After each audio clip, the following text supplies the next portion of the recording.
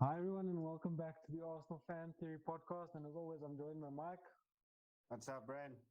and Dean. How's it, guys? How's it, Brandon? Good in yourself, guys. As always, happy to have you here, but quite a predictable Arsenal performance, I feel, after two fantastic results. To turn around and lose to a relegation-threatened team. Um, on the day, I think we dominated the ball quite well. I think what happened was exactly what we did against City happened to us. They defended in a low block. We couldn't really get past them. No creativity from midfield. Players like and Ketia really didn't combine well up top. And people like Lacazette didn't have their best games in the red and white. Dean, this is something that's been bothering me for a while, but I really feel like the back three, with the two wing backs formation, we really struggle against a team that sits back and makes us attack them. If you look at Tottenham, they had exactly the same formation against us, or game plan, not formation, where they sat deep, hit us on the break. And if you look at Norwich are football. They like to play ball. They're attacking team. They don't hold back, and that's why we were able to pull them apart. This is a real problem I think they need to solve. Yeah, look, Brendan, I fully agree with you. I don't see, in a match against Aston Villa, I don't see the point of having all of this extra cover. I think we were very much overrunning the midfield in the sense of the work rate and being able to play. But yeah, I think with an extra man in the midfield would have made a big difference to our game. Like you say, more creativity. Yeah, it's something that has become very frustrating about Arsenal. Not that we've ever been good against the top sides, but we are normally the team to lose against the relegation side. So it is very frustrating. But it's exactly like you say. Teams that want to play football against us, we know how to combat that. But once teams sit deep and hold formation and everything, I don't think we have the creativity to unlock probably most of the defenses if they're going to sit with such a tight formation. Yeah, no, look, it was really a frustrating display, especially because we had no shots on target. Let me just repeat that: not one shot on target. The team that is currently 17th or now 17th in the table, right? Mike, one of the main talking points, as always in a game like this, when we weren't very creative, didn't create a lot of chances, is obviously we should have used Ozil in this lineup. Now, I think it's something that always comes up and is always going to come up while we've got him at the club. But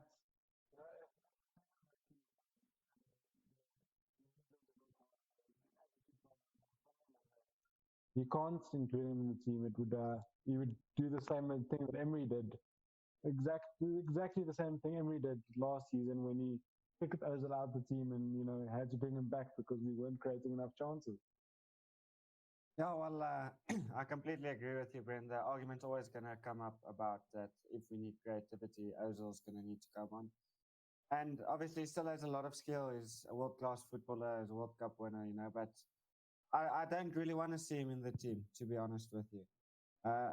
Except for, well, he is a creative player and he has great vision, better than it seems anyone else on the pitch.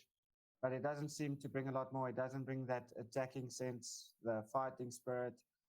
He doesn't want to press hard or help out in the defense.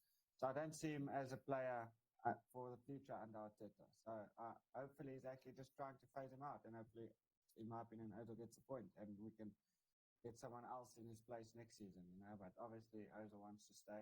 Well, it looks like it because, he's making 350k a week, not even to make the match day squad. So, who wouldn't be happy with that? But yeah, I agree with you guys. It was a very frustrating performance. It seemed very difficult to break them down. We lacked a lot of creativity. But to me, Arteta's obviously been watching the show, because I've been calling for fresh legs and the youngsters to come on, make the subs, and he did that. But I was sitting there on the watching the game, and I was really confused.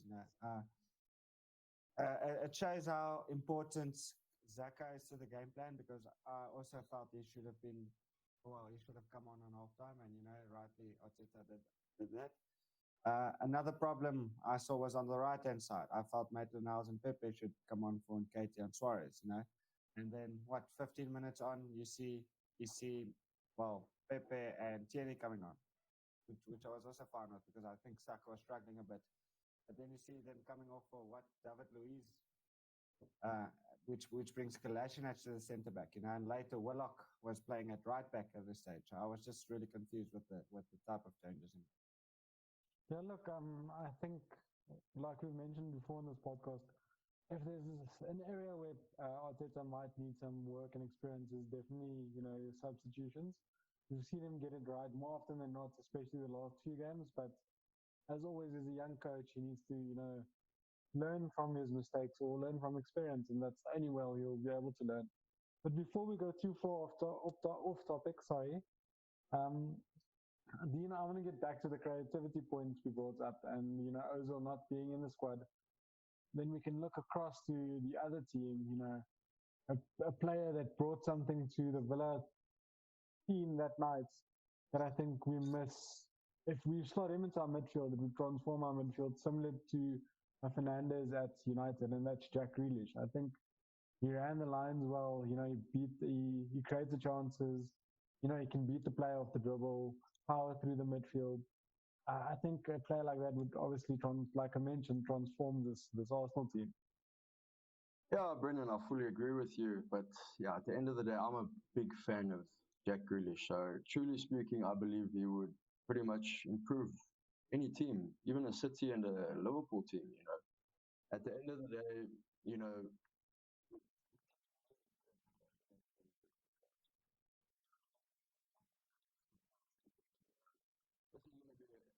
going to be a creative midfielder from another planet, but not just on the creative side. He's going to work hard for the team. He's already been the leader of Aston Villa for how long now? You know what I mean? So he's got leadership qualities. He's got proper mental strength. This oak. I don't know how to explain it, but he has set through Villa, through the Championship up to the Premiership without seeking a move. Yeah, he's seeking a move and stuff now, but what he's done for Villa up till now, you don't get that in the game anymore. Oaks don't show dedication the way Jack Grealish has shown dedication to Aston Villa, even if he leaves at the end of the year, you know what I mean, or end of the season. But yeah, Jack Grealish would completely change that midfield of ours. I don't see, I actually don't see a player in, even looking at Ozil right now. We can go back and talk about Ozil, but that's not the Ozil we've got today. Jack Grealish to me is by far a better player than Ozil, even Ceballos. So yeah, if there's actually a chance that we could get the player, I would love it. But I don't know. Do you guys see that happening? Unfortunately, no, I don't see that happening. And one thing I also want to mention, Mike, while we're talking about the midfield specifically, right? Okay, Jack Grealish, we need to make space for him to come into the squad, because on midfield, yes, we lack a creative player, but that's because we've got Ozil on the books and he's not playing. So I think it's a bit crowded in there. And I personally feel, yes, I think Ceballos has come on leaps and bounds the last few weeks against what he was before the lockdown. But I feel if we sign someone like Ceballos, we'll be forced into this back three formation with the two center midfields, because this is the type of players we've currently got in the squad. So if we sign him, we might, be tying ourselves down to this type of position, and buying someone that might mean we can't buy someone like a Grealish. And also, what does this formation, if we keep it going forward, what does it mean for Pereira? Definitely a player I rate a lot. I like him a lot, but I don't see him working in a two-man midfield. He doesn't cover the space that well, and I don't think he progresses the ball as well as a two-man cog in the midfield should. Yeah, well,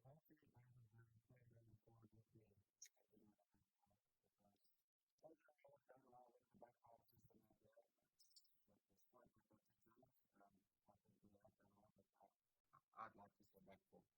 So I agree actually with your comment about if you sign Ceballos, it's difficult to sign a player like Jack Grealish. And obviously, everyone would rather want to play like Jack Grealish, but some of the signs over the recent weeks says that Ceballos can very well be very fluent in attacking. He also has got a good pass in him. In the Villa game, he was looking like the only player that wanted to actually run and dribble past players, even from the deep position he was playing. And I also don't see Touré fitting in the system. I think the first half actually showed that he looked off the pace, and it looked like we were missing Xhaka in that midfield. So I'm not sure if I'm also a big fan of Touré, but I'm not sure if he's going to be sticking around for too. Maldina, let's sorry, Mike. Let's bring into the conversation. Sorry, Mike, I cut you off at the end, but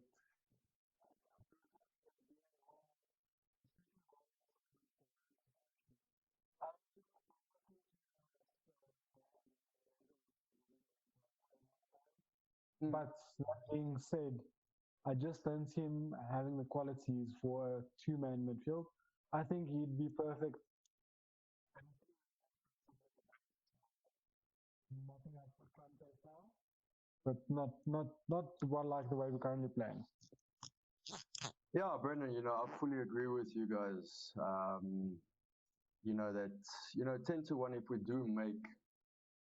Yeah, I don't even know if we have the money, whether or not, if even if we get Ceballos or not, I don't know if we have the money to sign Grealish. We talking about re-signing Aubameyang's contract on us. It's somewhere in the regions of 250. So yeah, unless we're gonna start getting guys like Özil and all of that off of the books, I don't see space. But what we could also do is we could look at not making the Ceballos deal a permanent one until the next season, and then look at securing Jack Grealish. If this is hypothetical speaking right now, you know what I mean? But yeah, I'm pretty sure that in this market you're not going to really easily find buyer for Ceballos, because he's going to be in the region of what, 30, 40 million.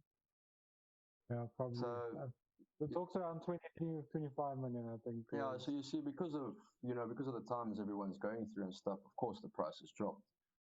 So hopefully that means, the Grealish price would drop as well. But also I hear they're looking for 50, 55 around there, which is really cheap for a player of Jack Grealish's quality. That's a steal, I think. I think it's a steal as well.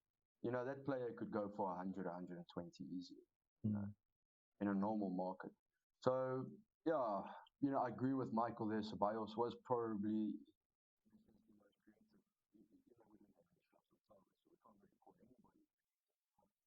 But I agree with you, at the end of the day, I would really like him to stay on for next season. I see him very much part of Arteta's plans, but I agree with you guys, I don't see Touré in the plans. Firstly, exactly that, where Xhaka, it just showed the difference between having Touré and Xhaka on the field, which to me just kind of ended that whole discussion. Touré, yes, he's been injured and all of this, so shame, you can give the guy a bit of sympathy, but yeah, I don't know. You look at a guy like Xhaka who's taken his game to the next level. You look at all of these other players that have taken the game to the next level, and yeah, I don't see that happening with Touré. I don't see Touré's game developing anything from what we saw him last year. You know what I mean, or the beginning of last. I think, to be honest, we also need to look at the sense. If you go back and look at Bellerin, for instance, right?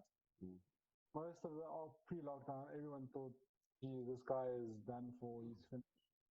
We should move him on. And then all of a sudden something sparked underneath him, and now he's looking like our first choice right back again. I'm not saying we couldn't improve on him, but there's definitely much more coming from him than there was for the period. Look, I fully agree with you, but I still believe Bellerin has got a long way to go before I have faith. No, definitely. That he's I agree with that. Do what he's done in the last, 3 or 4 games consecutively. But yeah, also he was also injured for a very, very long time. So yeah, shame. At the end of the day, there must be some sympathy, but it's also a business at the end of the day. You can't look at the Diaby and the Wilshire and all of these stories where in hindsight, you look at the end of it and you should have move them on much earlier. But I don't think if I was in their shoes, I would have done the same. I would have done the same thing. I would have tried with Diaby. I would have tried with Wilshire because the quality in those two players. Yeah, look, the talent was put them, on a different level because they were such talented players. But I also want to talk about, the stat that we mentioned a few times, that there were no shots on target. There's also a stat that came out, Mike, that David Luiz has had more shots on goal than any of our midfielders so far this season. 22. The closest is Torreira, I think, with 19 behind him. And Torreira's been out for how long? Injured. Yeah. Quite a scary stat. Like I said, I don't see this formation changing anything. Yeah, well, I'm actually quite surprised to hear that stat, Brendan. It's the first time I've heard of it. But, it also doesn't surprise me in the sense that our midfielders tend to play very deep, and they don't join the attack as often.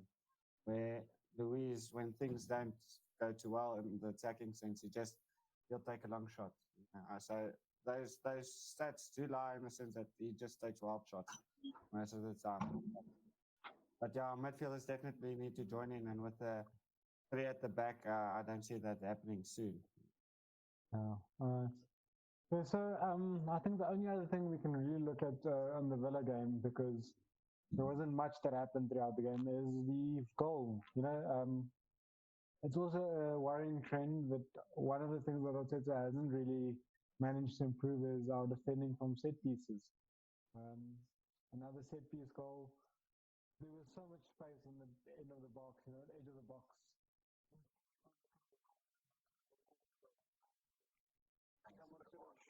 Someone should have marked that space because it was so condensed in the box. It was likely to happen if the ball was a bit overhead. Yeah, well, you look. I saw a video about Aubameyang joking with what was it, Mings? Yeah, that's beat him to the ball on the first time, and he got the flick on.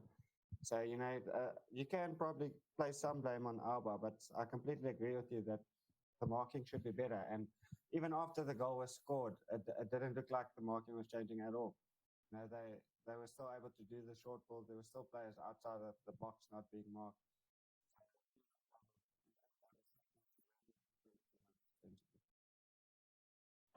Do you see any difference defensively from set pieces through the new manager?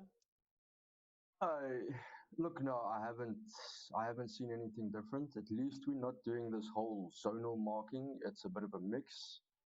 But it's a bit of a mix from zonal to man marking.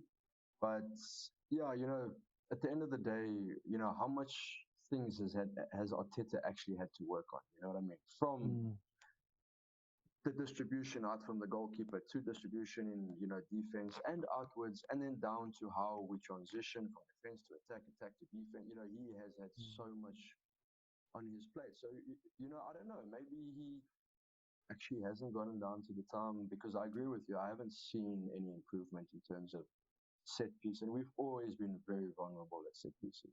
So yeah, shame. I don't know. Like I said, I haven't seen any or much difference. Well, in that argument, I also saw that City. All right. So, sorry, before we got rudely interrupted by Michael's dog. Sorry about that, guys. I was talking about, City also don't really have the best defensive record, from set pieces. So I think it's something Arteta might have inherited from his teacher, his professor. So we'll see if he has time, in the off season to improve on that. Yeah, guys. Other than that, like I said, not much to talk about on the Aston Villa game in a whole, because there wasn't much created. Or I think Aston Villa probably should have scored one or two more. If we need to be honest with ourselves. So, Ah, anything else you guys would like to just mention regarding the Aston Villa game that I might have missed? look, going back on Jack Grealish, he actually spoke very highly of Arsenal after the game. Don't know if any of you have caught that. No, I didn't watch the. I put it off after the final. I can imagine, yeah. But no, his post-match interview, he had a lot of good things to say about Arsenal. So you never know if there's some truth towards. Yeah, hopefully we're organizing a deal to sell them Guendouzi and Ozil. There we go. We can both of those players. Well, the only thing I have to mention, there's not been any mentions of us linked with Grealish yet, so that I've seen. So, It's yeah. more him United. It seems to me, honestly, that he's either going to end. He's 10-1 going to end up at Man United. Well, I don't know. It's going to be a bit difficult for Man United to bring in someone like Grealish now that they've got their midfield quite set. Because Fernandes plays more of the Grealish role, doesn't he? I don't see. Like Matic is, you're talking about their midfield being set. Matic is like 34, 35 years old. But they look to me more like a defensive midfielder than another attacking threat. Look, I agree with you, but if you go to a team like City, as we discussed, like a Fernandinho or a Rodri, you know what I mean, are not okay. Look, Fernandinho is pretty much quite an enforcer, but Rodri is not as much of an enforcer in a sense, but it's more towards the ball playing. So in a sense, you could maybe look at playing Pogba deeper. You don't need to tell him he needs to defend or whatever. If you've got three players in the midfield, if you've got Pogba, Bruno Fernandes, and Jack Grealish in the midfield, you're going to overrun pretty much any midfield, and that's even considering City's midfield. You know what I mean? If that midfield goes up against Kevin De Bruyne, David Silva, and let's say Rodri, I can see those two going head to head. You know what I mean? But now a Matic coming up with the Bruno Fernandes and Pogba, I don't know. But like I say, you play Bruno Fernandes and Pogba as playmakers, deep lying playmakers, and then you can get Grealish to just go wherever he goes because he just goes everywhere. Yeah, but I also feel personally Fernandes does roam a lot, but I don't watch all of United's game in that much detail. So I'm talking out of play on the left wing. You can play left wing, right wing, you can play midfield. So this is a very versatile player as well. Well, let's hope we manage to get linked to him in the next few weeks. But yeah, I think guys, that's it for the Villa review. Sorry.